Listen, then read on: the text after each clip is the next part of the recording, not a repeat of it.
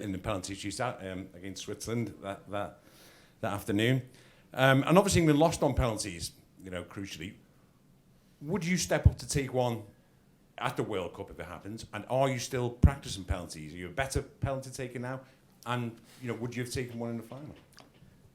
Yeah, I think it was good to get that experience of taking one. That was my first penalty I've ever taken. So, but yeah, going ahead, we've got to practice. You've always got to practice to be perfect, and I'll keep continuing to practice leading up to it. But yeah, if called upon, I'll take one. On a separate, it's going to be a weird run of games this summer because you've got kind of like a training ground atmosphere behind closed doors, then a massive derby, then another training ground atmosphere, then a sort of provincial England home international. How easy is it mentally to adjust to those different things? Is it actually harder to play in an empty stadium than it is when the crowd's roaring? And mentally, what tricks are you doing that's made you stronger in that department? Yeah, mentally for me, it's just another game of football, and you've got to be at your best at really. So there's obviously, we had the pandemic for the last 18 months, and we've had that experience without playing with fans the games behind closed doors. So really, it's we've had that experience, so we know what we're going into, and yeah, it'll be a bit different because it's been a long time since that's happened now. But yeah, mentally, it's another game of football and another game you want to win. But are there specific exercises you've been doing to focus, or is it? No, just crack on as normal really, and just keep preparing for the game as you normally do. Okay, Paul Joyce. Yes, just going back to the Chelsea game with Everton, you went into that game 5 points adrift of safety.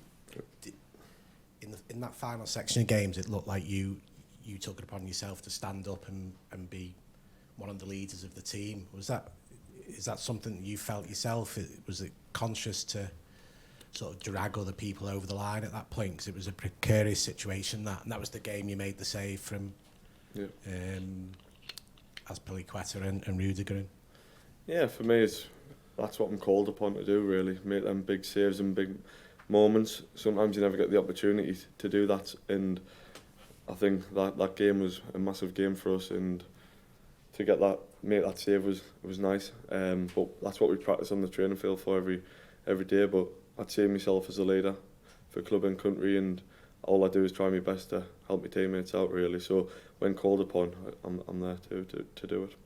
And if you look back to the Jordan Pickford who made his debut against Germany for England 2017, how do you think you're different? Because you've basically played every game since then for 43 caps. How do you feel you're a different person? Yeah, big change. I think more mature. I think I've learned a lot about myself in the last 4 or 5 years, and definitely feel a lot better now than I did then as well. So I think I'm always improving and I'm always getting better. Thanks. Okay, on to the last one. Okay, the final question of the day will come from one of Rob or Ramesh at the back. Hello there, Jordan. Rob Spengler from Sky Math, or the Sky One, Sky Showcase and Now TV. I was just wondering, you've been playing so incredibly well over the last few months. Sort of, how's your form at the moment? Because it really has been breathtaking watching it. Just unbelievable, isn't it? Big time. Yeah.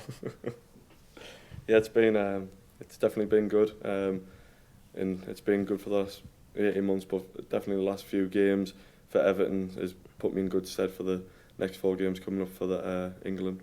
Especially with all the charity work you're doing as well. Yeah. It's difficult, yeah. Okay, guys, we'll cap it there. Thanks for joining us today.